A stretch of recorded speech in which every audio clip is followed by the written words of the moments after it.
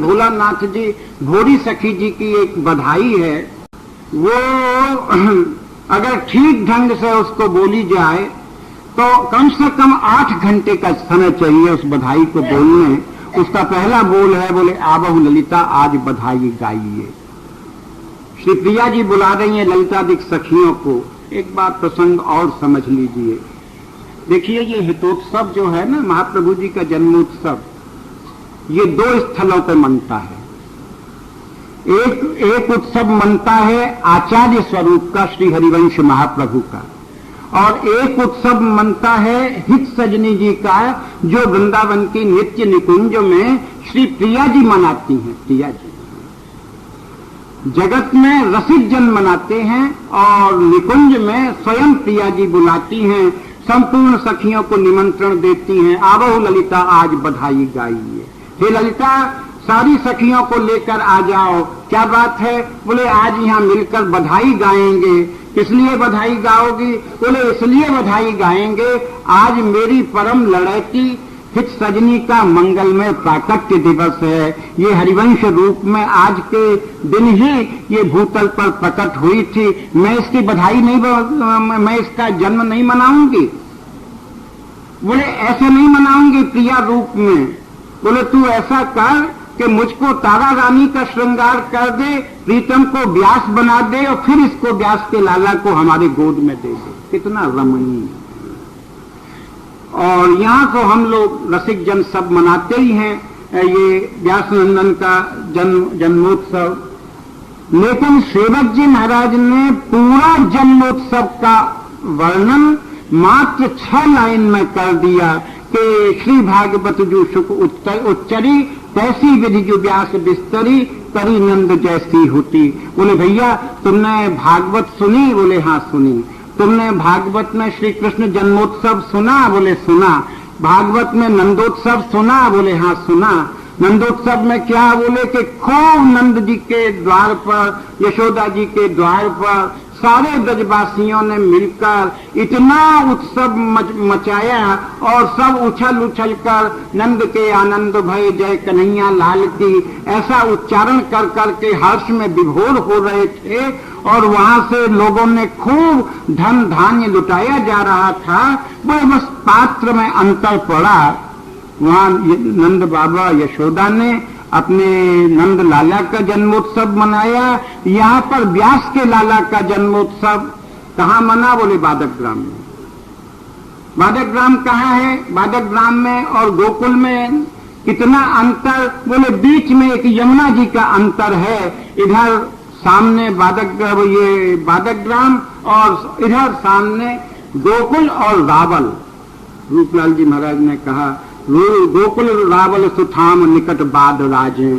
बाद कहाँ विराजते हैं? बोले मथुरा के निकट भी हैं, गोकुल के निकट भी हैं और रावल के निकट भी हैं। अर्थात प्रिया और लाल के निकट जो गांव है वहां पर, तो वहां जो उत्सव हुआ कैसा हुआ? बोले करी नंद जैसी होती। जैसा नंद बाबा ने श्री कृष्ण जन्मोत्सव मनाया, नंद लाला के उत्सव का मनाया, ऐसे व्यास जी ने मनाया। लेकिन बोले भाई मेरी नजर में नंद बाबा के उत्सव से और हरिवंश महाप्रभु का उत्सव बड़ा था। बोले क्यों?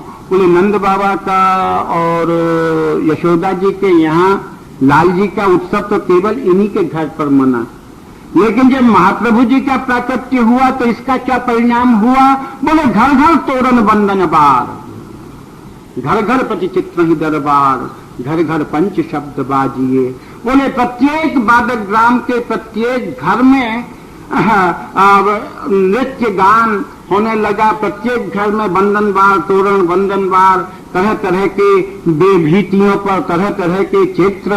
और ऐसा लगा प्रत्येक बाद गांव के वासी को कि व्यास जी के यहाँ लाला नहीं आया है, ये लाला तो हमारे ही घर में आ गया। बोले घर घर तोरण बंदन बार, घर घर प्रति चित्र ही दरबार, घर घर पंच शब्द बाजिए।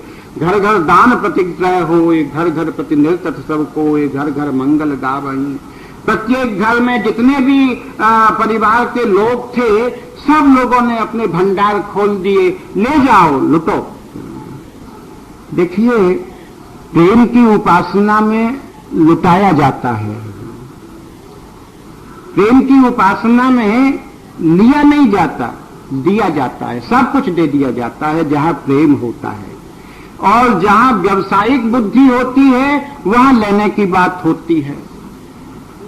हम लोग अपने यहां उत्सव करते हैं तो उत्सव करने में क्या करते हैं, हमारी जो लोभ बुद्धि, स्वार्थ बुद्धि कि जो अच्छा पकवान होता है उसको तो बचा कर रख देते हैं, और जो फल इत्यादि होते हैं उनको बांट देते हैं। बोले वो माल पकवान कहाँ है? बोले माल पकवान लुटाने के लिए नहीं है, रखने के लिए है। कोई लुटाता भी नहीं है। तो बादक ग्राम के जितने लोग हैं सारे लोग लुटाने पे तुल गए। ये ले जाओ, ये ले जाओ, ये ले जाओ। बोले कुछ अपने घर में रखोगे? बोले हाँ, घर में भी रख छोड़ा है, बचा लिया है। क्या बचाया? बोले व्यास नंदन के सुकुमार चरण, ये घर में रख लिए और सब लुटा लिए। तो 6 पंक्तियों में जो महाप्रभु जी का जन्मोत्सव है, ये महाप्रभु जी के जन्मोत्सव का सेवक जी की सामर्थ्य थी। सारे उत्सव का वर्णन कर दिया। प्राकट्य हुआ, इसका भूतल पर, वातावरण पर क्या प्रभाव पड़ा। तो बोले कि निर्जल सजल सरोवर भये, उकटे दीक्षण पल्लव नये, दये सकल सुख सबनिको, असन सैन सुख नित नित नये, अन्न सुकाल चहु दिश बुद्ध भये, गए अशुभ सब विश्व के, नेक्ष सकल हरिजस विस्तरहि, परम ललित बानी उच्चरहि, परम ललित बानी उच्चरहि, परम सुखद सब को सदा तरही प्रजा पालन सब, अपनी अपनी रुचि बस बास, जस वर्णो हरिवंश विलास, श्री हरिवंश ही गाई हो। बोले कि निर्जल सजल सरोवर भये। हम इसको ऐसा ही समझते थे, महापुरुषों के जन्म में कुछ अलौकिक लक्षण दिखाए जाते हैं। सेवक जी ने ऐसा ही लिख दिया, निर्जल सजल सरोवर भये, लेकिन ये बात नहीं थी। सेवक जी के सामने बादक ग्राम का जब दर्शन कराया है अपनी जन्मभूमि को महाप्रभु जी ने, तो बादक ग्राम में जहां पर महल है, जहां पर व्यास भवन है, उसके बिल्कुल नीचे एक सरोवर आज भी विद्यमान है। आज भी बोले वो जो सरोवर था जो सूख गया था, गर्मी थी इसलिए सूख गया, वो सारे का सारा सरोवर प्रकट होते ही सजल हो गया। जो लता वृक्षों के जो पत्ते फूल सूख गए थे, प्रकट होते ही उनमें हरे हरे पत्ते निकली आए, फूल निकली आए। सारे देश में धन धान्य छा गया, सारा देश सुखी हो गया। किससे? बोले महाप्रभु जी के प्राकट्य से। बोले दूसरा प्रभाव ये पड़ा कि जो जिनका जो जो धर्म था, सब लोग जाति वाले अपने अपने धर्म का पालन करने लगे। प्राकट्य का सब जातियों पर क्या असर पड़ा? तो बोले कि चल ही सकल जन अपने धर्म, ब्राह्मण सकल करही सत्कर्म, धर्म सबन को भाजियो। बोले ब्राह्मण लोग जो उनका धर्म था, अध्ययन अध्यापन दान तपस्या इत्यादि, उस सब अपने धर्म का सही प्रकार से आचरण करने लगे। सारे लोगों का भ्रम भी निवारण हो गया और महाप्रभु के प्राकट्य होने से सारी सृष्टि में एक प्रकार का मैत्री भाव, एक प्रकार का एक ऐसा सद्भाव व्याप्त हो गया। सारे लोग अपने धर्म का आचरण करने लगे। ये एक सहज प्रभाव।